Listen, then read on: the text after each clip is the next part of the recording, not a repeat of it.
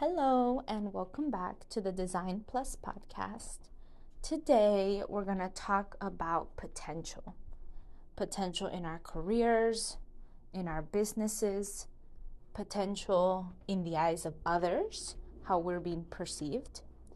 And we're going to talk a bit about proving ourselves, about what that means, why we shouldn't care as much as what other people's opinions and thoughts of us are, and how it has nothing to do with our worth. So let's get into it. A lot of the times when we start our careers and jobs and all this sort of making money, surviving, how to thrive, all of that type of journey, there's this, big idea, there's this big energy around potential, the potentiality for something, that we could make $100,000, 6 figures. We could make $1 million. We could be a CEO. We could be a surgeon. We could be all these things. There's so much potential out there, which is true. That's a fact. And then once we start our journey and we start to realize, okay, some of these things aren't for me. Let's filter out. Let me align more with either the income. What is it that makes more sense financially? Let me align more with the location that I need it to make sense in terms of geography and where my people are and where my hobbies and my interests lie. Or I need it to make sense creatively. I need to be able to express myself and try different things, push those skills. So then we start to look at our individual potential. What is it that we're trying to get at from that internal perspective? Because a lot of people, a lot of cultures, a lot of environments can put things on us. I think that is just the name of the game with society, is you do XYZ and your life will hopefully, ideally look in a certain way, and you are fulfilling your potential. You are aligned with not only with what works, but with what makes the most sense for you. And so there's already a lot of assuming presumptuousness, of what is the top of the line, Supposedly when people climb the corporate office ladder, they reach that point of being an executive, a chief executive officer, CEO, a chief operating officer, COO, a chief financial officer, CFO. And that's supposed to be the potential, that to be at the top of this ladder and have all these different people under us, under you, having direct reports, and your direct reports having direct reports, like that's supposed to be symbolic of the amount of power, authority, autonomy one has. And the same goes for business. Some businesses start as a startup of one simple idea that could turn into multi-million, billion-dollar infrastructure that has how many employees and locations, and that's supposed to exemplify and demonstrate the potential. The problem with all of that is that, first of all, it's externally imposed. So that means other people, places, and things are asserting themselves and making judgment calls on what is potential, what isn't capable. And it's assuming things about you, that you actually want that, or that you actually work that way. For example, let me talk about maybe a personal experience to ground this a little bit. When I was working as a communications professional, and I was in this role where I had no idea the ins and outs. I was on a contract, and I didn't know kind of the tone and the style. And that's what I mean by like the ins and outs, because that has a lot to do with how we communicate things for companies, the branding, of course. And so, because I didn't know this, and my manager was out, and I had to work very closely with my one colleague, and this person, I don't want to talk too much specifics because that's not the point, but this person had a different idea of what the expectations and what the roles were. Let's say, what was it we were supposed to do individually, and again, having come from two different starting points. This other person had already been with the company 1-2 years.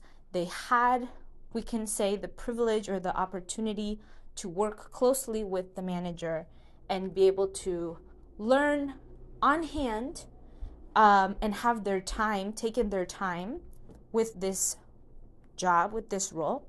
Whereas with me, the manager was out completely. I don't want to get again into details, but let's say it was like a sabbatical, or one of those leaves where you're just out for a number of months. And so I didn't have the same privilege opportunity to learn from the manager. And then on top of that, the being a contractor, having limited resources and access to be able to fulfill the role that I was hired to do, it puts a lot of limitations on the potential and fulfilling expectations. And so in working with this colleague, who as a person is fine, because that's something I think at work, is that sometimes things get mingled and tangled, that because we hear some feedback, we take that directly to heart, directly against us, when that might not be the case. It's just work. That work environment, that company has certain guidelines or has a certain way of working that may or may not appeal to us, or work with our strengths. And so my colleague would give me the feedback about being detail orientedness.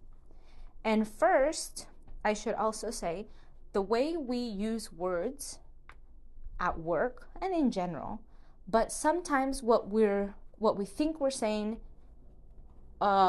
is not what we're really trying to say. So, my coworker would say detail orientedness, and when I would tell her that it's because of all these other limitations and all of these other things that are affecting the performance, that are affecting my ability to be able to show up and be clear and feel consistent and all these other things, that is affecting, let's say, the detail orientedness.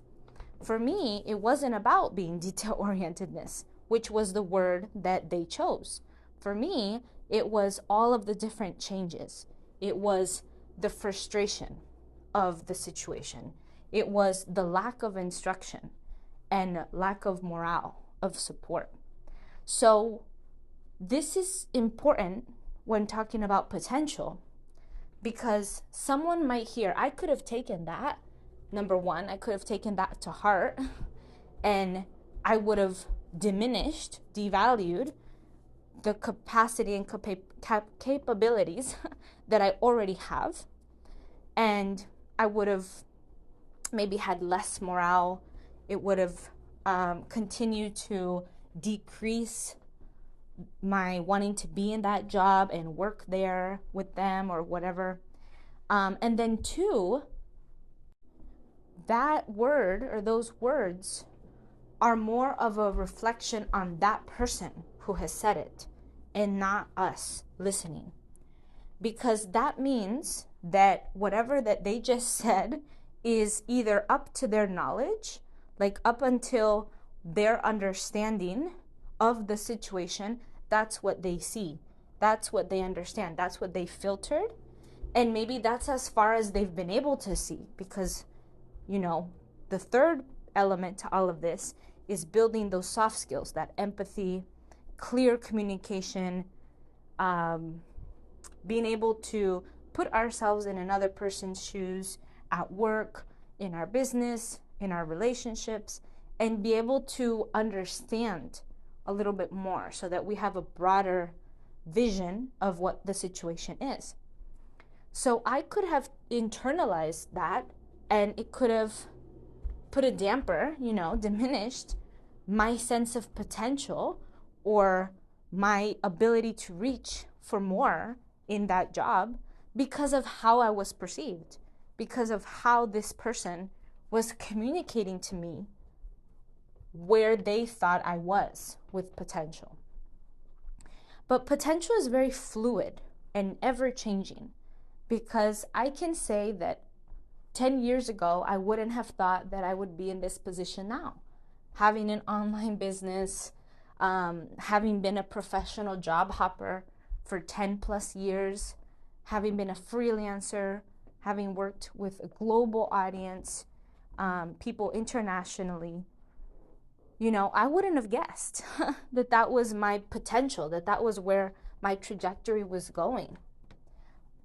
Because if I had just defined myself by the struggles and the things that I was going through, and if someone else in that moment in time had given me, some feedback or criticism that, all you're doing is job hopping, or you don't know what you want in your life, or how come you can't stick to a job? If I had internalized this drama, all of these words, my trajectory would have looked quite different, and my potential and the possibilities and all of that would have looked quite different. And a lot of times, the second piece that I was going with about proving from the intro of this episode is that we think that we have to prove ourselves in order to get to that place of potentiality. We need to be able to earn it. We need to be able to show and demonstrate others that we're worthy, that we know what we're doing.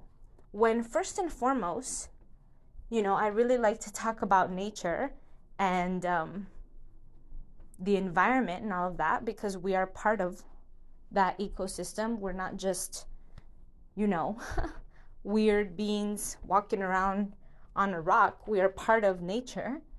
Nature doesn't have to prove anything to anyone. The tree is a tree and is going to do what trees do. The flowers are flowers and they're going to do what they need to do. And somehow, some way, each animal, each living being just knows. I don't think there's an AI or there's any machinery that has been designed yet that can tell a tree, that understands how a tree is a tree, and has designed the seed, the acorn, to be in such a way that it has all of the necessary nutrients and tools and knowledge to be able to fulfill its potential. I don't think there is. There hasn't been a man-made seed acorn out there. But the trees do it anyways, because they just do what they do. And if some other tree, let's say, to continue this kind of analogy, if one tree judges another tree, oh, well, you're a tropical tree. You've got these weird palms and, bark is shaped differently. Why are you doing that? Versus an oak tree that's maybe much more sturdy, and it's got bushier type leaves. And there's a reason. They have to thrive in different climates. They have to produce different types of seeds and acorns, and they support different animals. And it's the same thing with us. which is why society and the way it's structured is so devastating, because it enables us to judge ourselves only by how others are judging us and perceive our potential only by how others perceive it. And so there's really little time. There's rarely a moment where we can really be able to understand and get a sense, figure out who, what we are, what we're trying to do, the things that nourish us. And I think the most important thing is protecting us, creating a protective barrier so that we are not taking personally. We are not assuming and putting on ourselves these different expectations and quote unquote potentials that have nothing to do with us. And then we get into the cycle of proving, needing to prove, wanting to prove, to show that we can fulfill those things that people are putting on us, when we don't even have to be doing that in the first place. So going back to my personal example about being a comms communications professional and having that feedback, the first thing for me was feeling it, getting a sense that, okay, something in this environment is not right. It's not sitting right with me, because there seems to be a distrust, a disrespect, a miscommunication with how this team is operating, how we see each other, the different, again, starting points, the different contexts that we've been given and we've been provided with. And with all of that, which are the soft skills, the emotional intelligence, what I like to call in my practice the heart pillar, with all of that on the table, being able to, I don't know if maybe confront sounds like a strong word, but be able to have a conversation with my colleague and kind of call it out. Say, this is what's happening. This is what I see. What is it that you see? This is how I speak. This is the language that I'm using. This is what I'm feeling. These are the things that are coming to my attention and that I'm not okay with, that I'm concerned about. And finding some sort of consensus.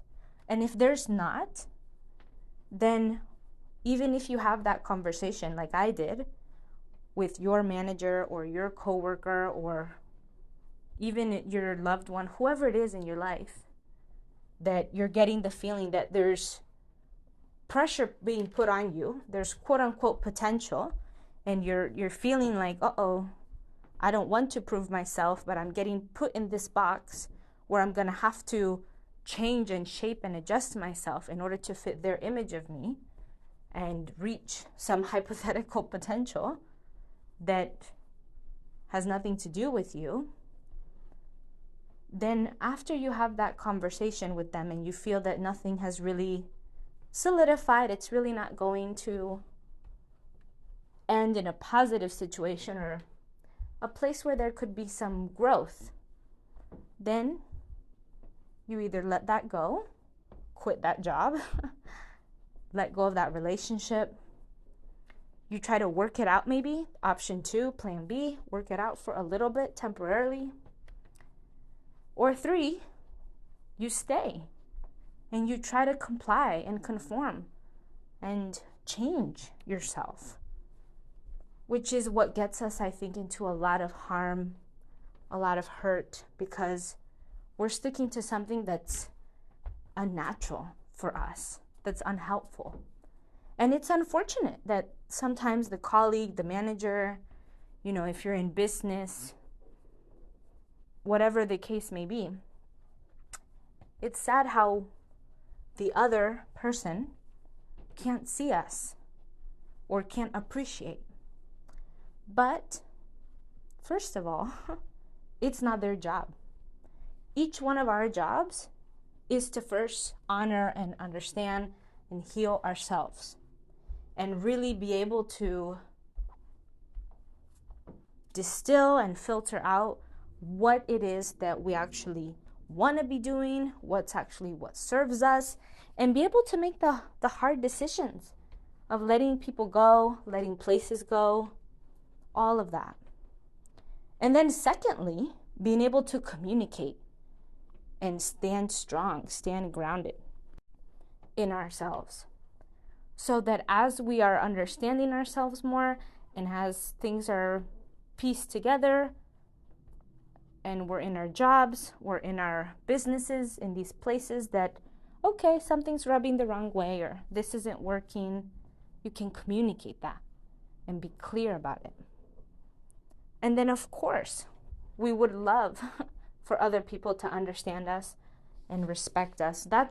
We should always be given that. But that's not what happens. That's not life.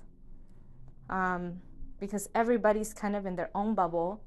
We all are in our own worlds, creating our own worlds and universes. And we get so caught up in that and how we think about things and each other that we lose sight of ourselves. We lose sight of what we really want, our own potential. So the one thing that I'd like you all to take away from this message today is that you do have your potential and your capacities and your strengths. Absolutely. And no one can take that away from you. And what we want, what we're aiming for, is that people, your managers, your coworkers, people in your life can let you be. Don't impose on you. Don't push you to have to prove yourself or change yourself in order to reach some quote unquote, again, hypothetical potential that is theirs, that's a reflection on them. So what we want is you to figure out yourself and your potential and be grounded in that, in the face of feedback, in the face of negative criticism or, people putting expectations and other things on you. We want you to be able to feel grounded, feel clear, know what you're going after, know what it is that is right for you, and stick to that. Stick to that regardless if, again, you have to quit that job, you have to let that relationship, those people go, which is hard, but it's even harder, it's even worse to have to change yourself and deny your own potential, deny your true potential and your true sense of self. So I'll leave you with that. If you'd like to work with me on figuring out what this looks like for you, being clear, being grounded, I have a service called Discover Your Inner Compass. I also have, if you need to get a little more clarity on the career piece, see if you're ready to switch careers, jobs, whatever that may be for you, I have another service all about clarity and confidence in your career journey. And if you'd like to continue to hear more podcasts or episodes like this, or if you would like to maybe take a look at how I make these videos, get another viewpoint of me, see me on video. I have a YouTube channel, and until next time, be well.